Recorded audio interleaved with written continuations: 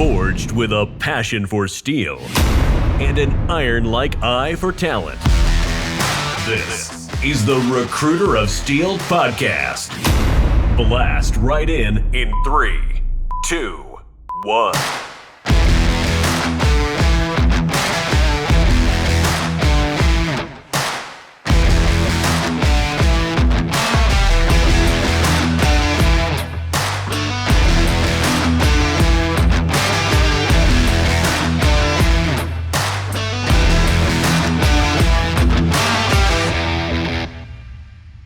Welcome to the Recruiter of Steel podcast. I'm your host, Tyler Rossi, and today's guest is Viktor Macha, an industrial photographer that has been documenting the iron and steel industry for the last 16 years. What I love about Viktor is that he's shedding light on this crucial industry. And for him, he says it's now more than ever that we need to be actually doing this. So, Viktor, thank you for coming on the podcast. Oh, Tyler and everybody, thank you for having me, and let's do it. I'm all yours. Absolutely. So first of all, I got to ask, what got you into this wonderful world of steel? Oh, that's a long story, Both my parents from my mother's side and father's side were somehow related to the steel industry for generations. And basically the steel industry, or let's say the heavy industry, was not a bad word in our families. So it was just part of our life and family culture, if I can say that.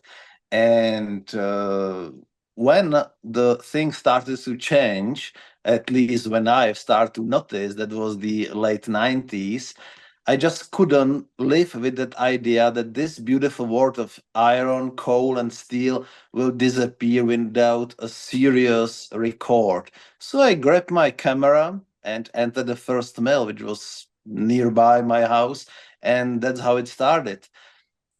Easy. So it's really, there is no artistic or what kind, whatever intention. Is just the urge to document the world of steel for those who will replace us one day, because this world is changing rapidly. Yeah.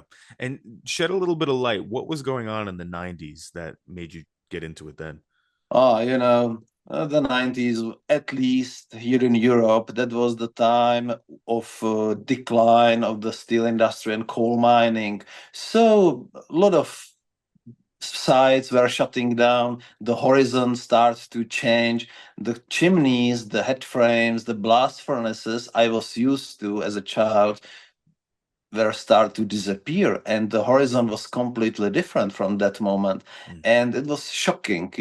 It's like something you are used to your whole life starts to change, and that was absolutely unacceptable for me. Unacceptable. So you said your parents had a background in the steel industry. Can you shed a little bit of light on that? Absolutely. Well, it's pretty vast, For example, my great-great-grandfather was a head of coal mining department in Ostrava. Ostrava is a very industrial town here in my country. My uncle was economical director at Vítkovice Iron Works. Vítkovice was one of the famous steel making companies in my country. My mother and my grandfather were translators, specified, focused on steel industry and technological translations only. My father is a hobby geologist. So basically, every generation was somehow related to this beautiful world. And here I am. And I should know that my uncle, my mom's brother, was a professional photographer. So he taught me the basics. We spent a lot of time in the dark chamber back in the days. So yeah, that's how it started. Nice. So you put 2 and 2 together. You had the photography, and then you had the passion for steel, and then you just ran with it. Absolutely. But actually, and I should highlight this, I've never been interested in the photography, even though my uncle teaches me a lot. I've really, that was something completely off, I I didn't find it interesting. But the photography serves me as a media. How can I capture and preserve the steel industry? So that's it. I don't really like taking the pictures. I just like watching them. If there would be anybody else doing the same job, I would just stay home and browse the pictures. But there's nobody, so here I am. Well, that's one thing I wanted to point out too, because you have this project. It's called The Beauty of Steel. And I mean, if you haven't checked this out, I mean, take out look at some of the photographs that Victor's taken, because it's some of them are stunning and they really do Thank you. capture. No, absolutely. They're stunning and they really do capture what's going on in these steel mills, the whole process, just the vastness of it, the intricacies of the whole process. It's something that really doesn't get shed a lot of light on right now, but you're, at least from my perspective, one of the only ones doing it. So, So uh, thank you. one thing I want to ask you, so how many countries have you been to now worldwide? Oof. You do this Uh, all around the world. Hmm. When I reached 30, I stopped counting. So over 30. But I Wow. don't know. Over But 30 what, countries. but what I know is the number of males documented, and that's today 416. That's the exact number. 416 mils. Wow. Well, I think not bad for one Eastern European guy. No, not at all. Oh my God. Well, what have you well, first of all, let's backtrack a little bit. So the beauty of steel. For our listeners that are maybe a little bit green to this or haven't seen what you're doing, can you shed a little bit of light on what that is? Basically, the beauty of steel project, uh, how fancy it sounds. It's basically just the name of documentary work which I'm trying to well. No, I should be more precise. Well, Beauty of the Project, the aim of this project is to document and preserve and communicate the steel industry to the vast society, because this is the huge problem of the steel industry today, as the vast society sees a factory on the horizon. They just see some unknown structures, chimneys, and a lot of smoke coming out. It doesn't really make any sense to them, but only very few has the privilege to step in and see the magic which is happening inside. And that's somehow my mission, to grab this magic which is happening inside and deliver it to the vast society outside, so they can enjoy and appreciate and understand the importance and the beauty of steelmaking. So basically, this is what the Beauty of Steel project is about.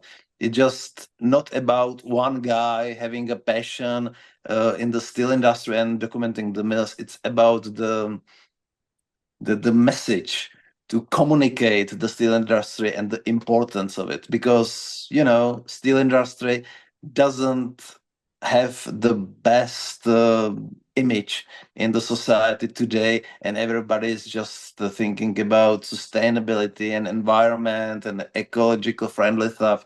I have nothing against it.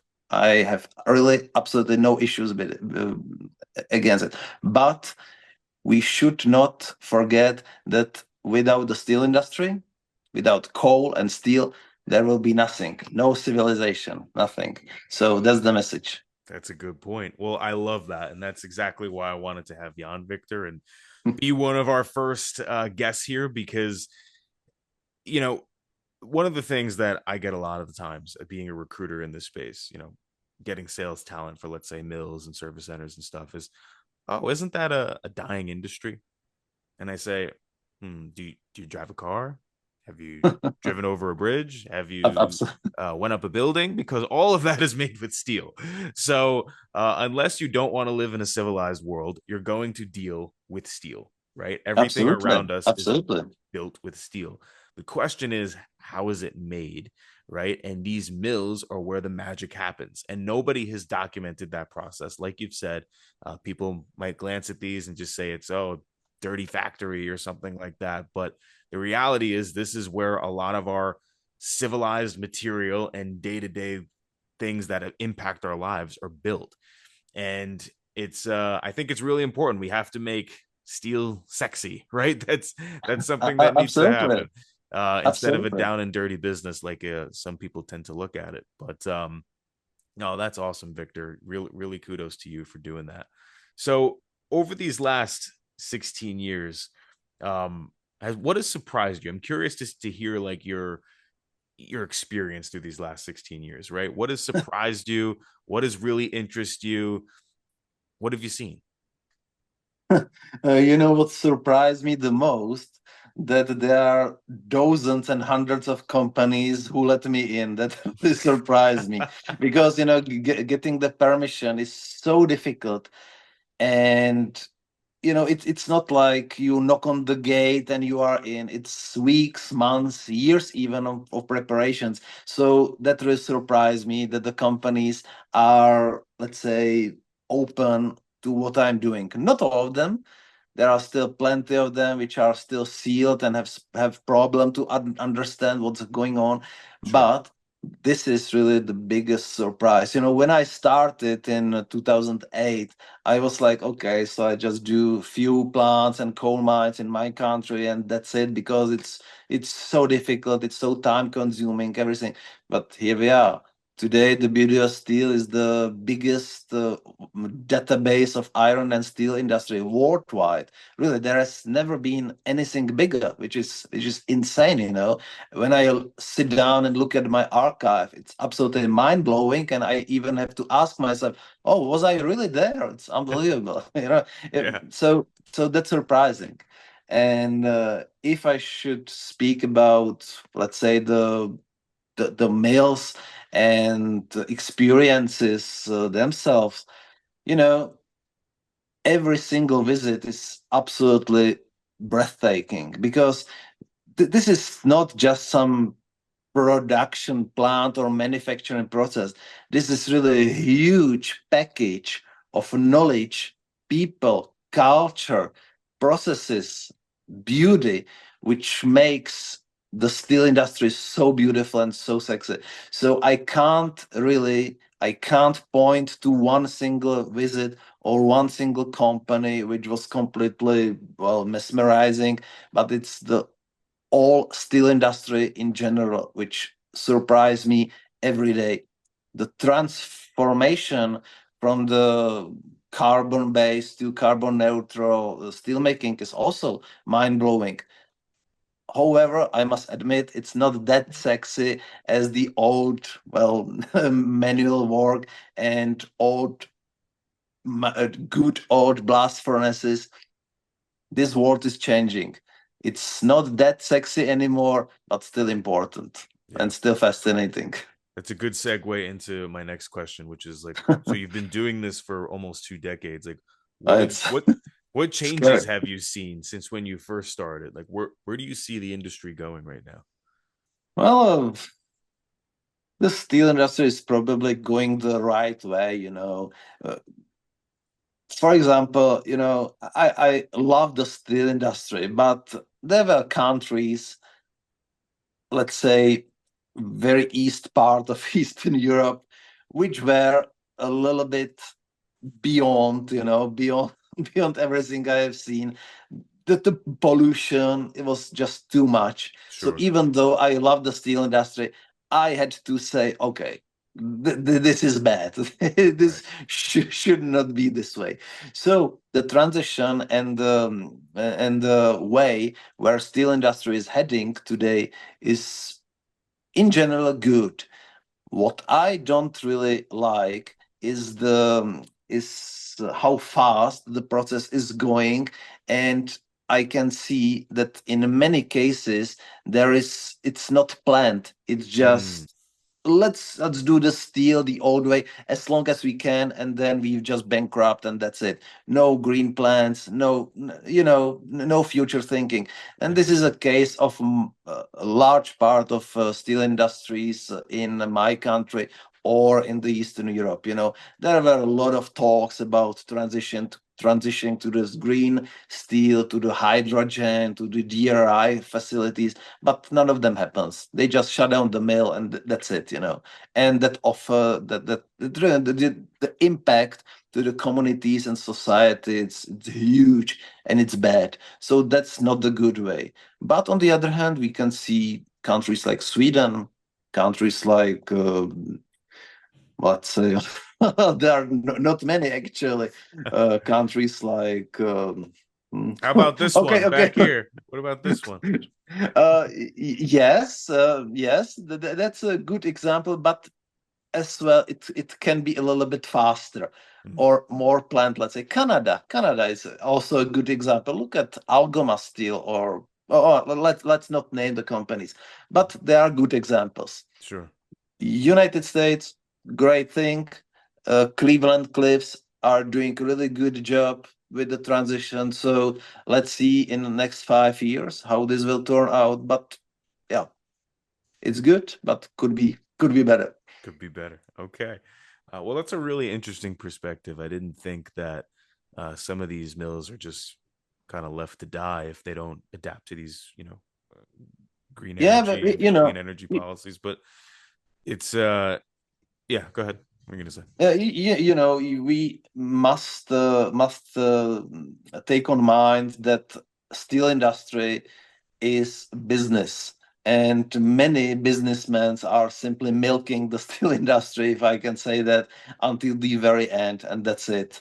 Mm-hmm. Job done. Let's sink the community. It's not often, but it happens. There are certain places in Europe I can point the finger, but I won't. So that's not the good example. It happens, but let's hope it won't be that often in the future. Sure.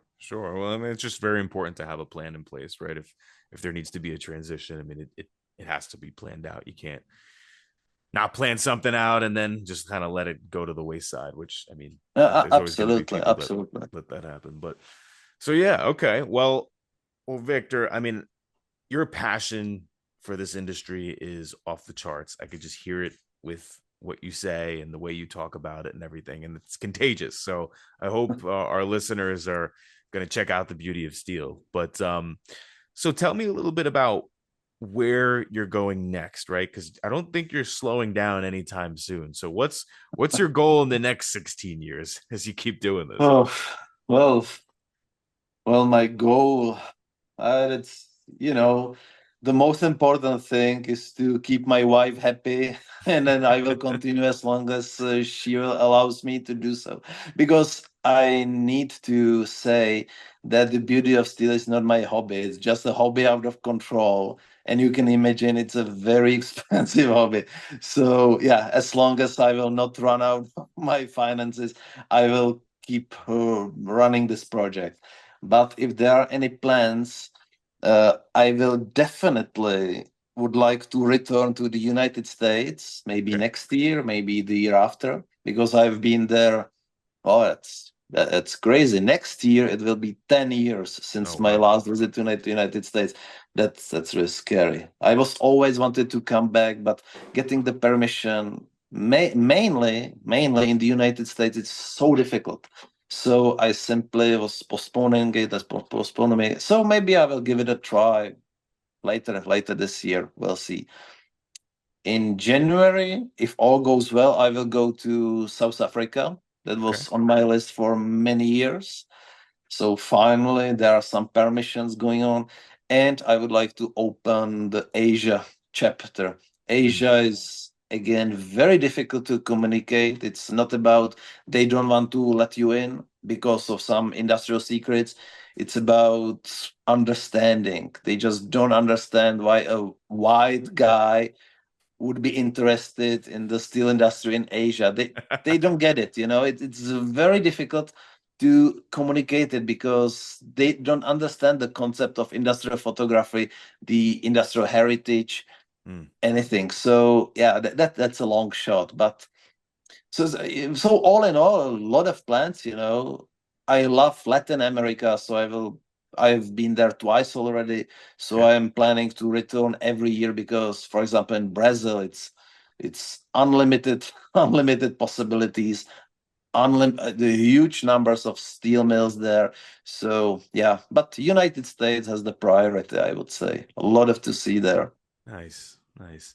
And I'm curious, when you're inside these mills, not just looking at the processes and the blast furnaces and all that, but like when you're talking with the actual people, like the workers on the ground, what are you hearing from them? Like I'm curious to hear like if there's a common theme throughout all these countries in terms of their sentiments of the steel industry. Is there any common denominator there?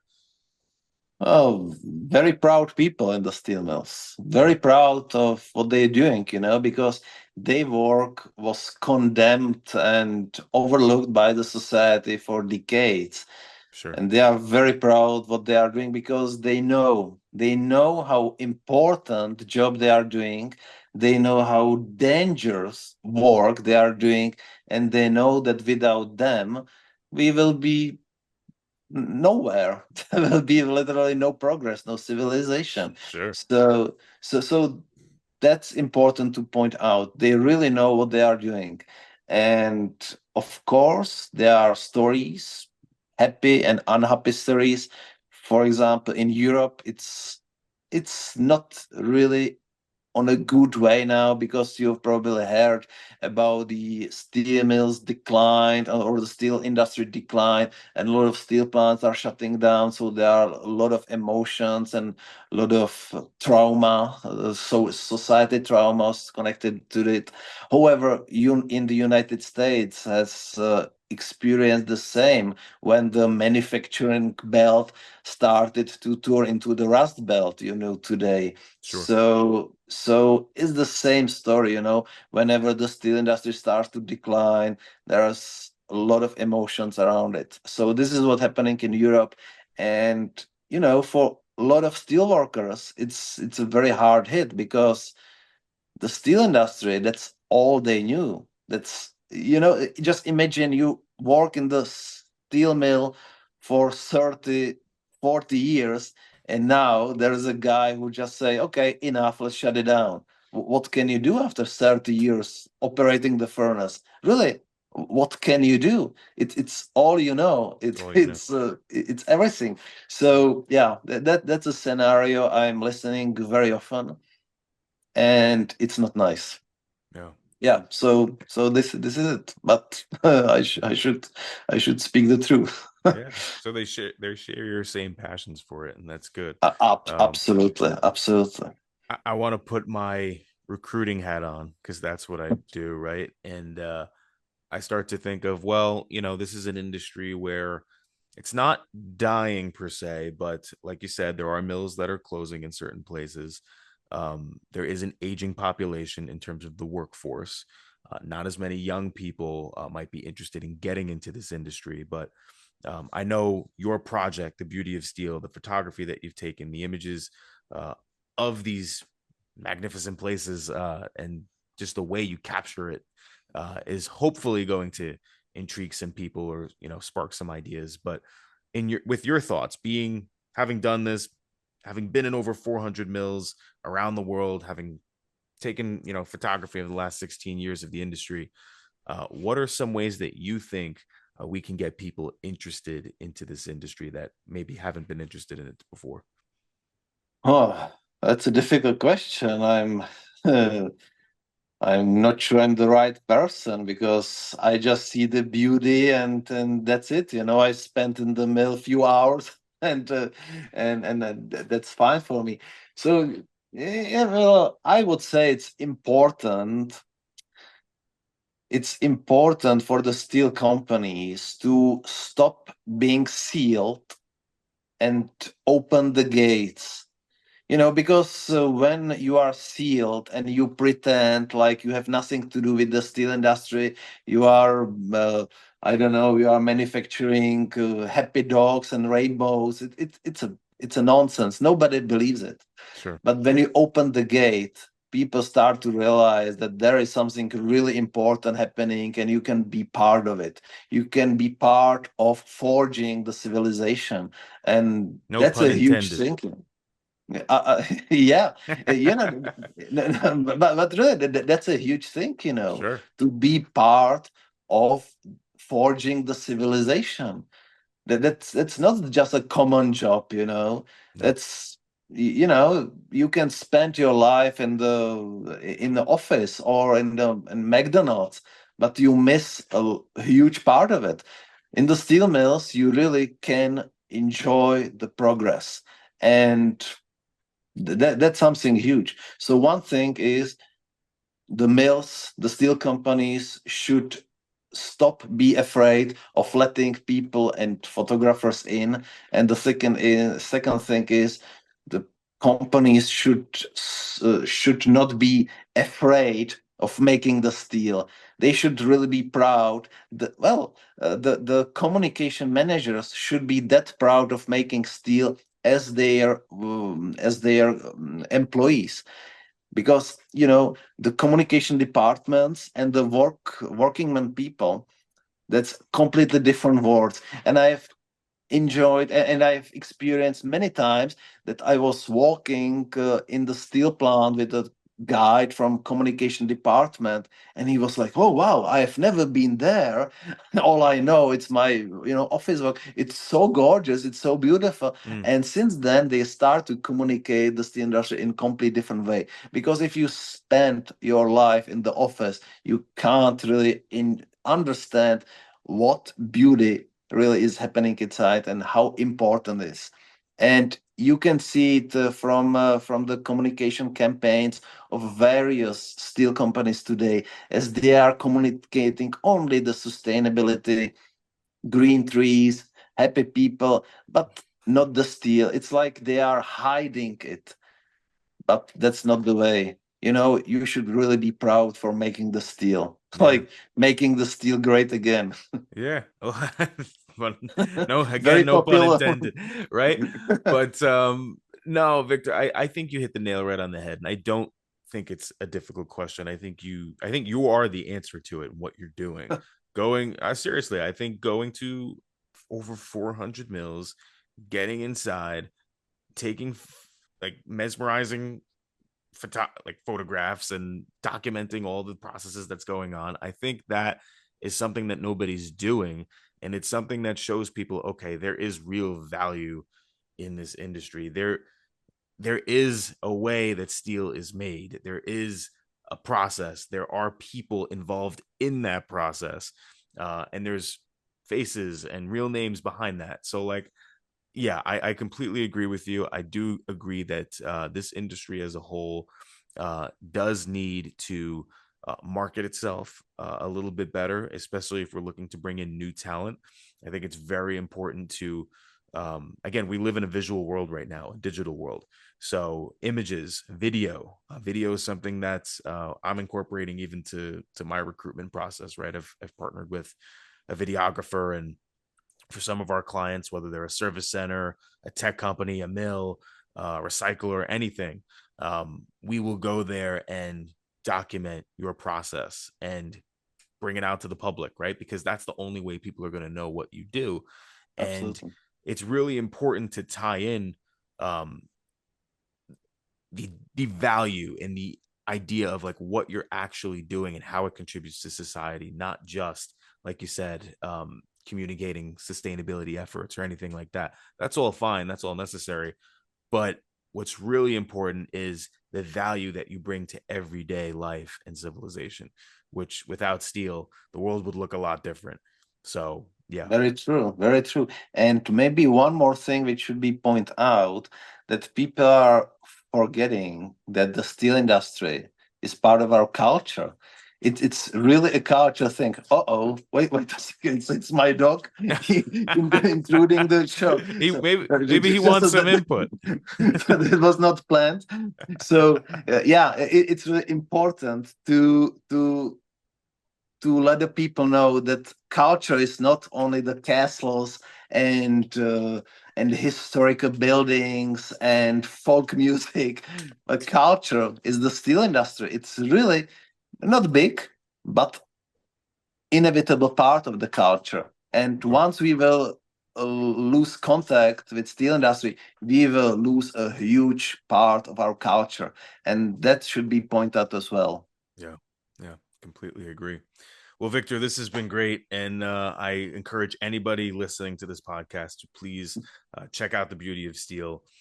Victor is on LinkedIn as well, so I'll include his link in the show notes, and you can feel free to connect with him there. Before I let you go, Vic, is there anything else you want to share with our listeners? Anything we didn't cover that you really want to touch on? Well, I think we have uncovered a lot, so there is not much things to say. But really, I would like to underline that the steel companies should not be afraid of photographers, and maybe it will be me one day who will knock on your gate. So please open it and don't be afraid of it. I'm here for you, and you should really be proud of making the steel. Yeah, absolutely. You gotta unlock your doors to let people in. So if we're going to be closed off, it's going to be tough to bring in not only photographers and videographers and all that good stuff, but it's going to be tough to bring in new people to the industry. It's going to be tough to bring in talent. Because this is again with my recruiter hat on, because if people don't see what you do, if they don't see the internal operations, if they don't get a visual sense, especially Exactly the value that you're bringing to the market, you're just putting yourself in the same pond as everybody else. But exactly, the steel industry is unique. Its application is everywhere. And if we can tie in the value that you and everybody else in the steel industry is providing, that's going to help bring in a lot more people and at least perk up a lot more ears. So that is that. Victor is 100% contributing to that with The Beauty of Steel. And again, if you haven't looked at his photographs and all the great work he's done, please check it out. Vic, before I let you go, where can people access your photography and The Beauty of Steel?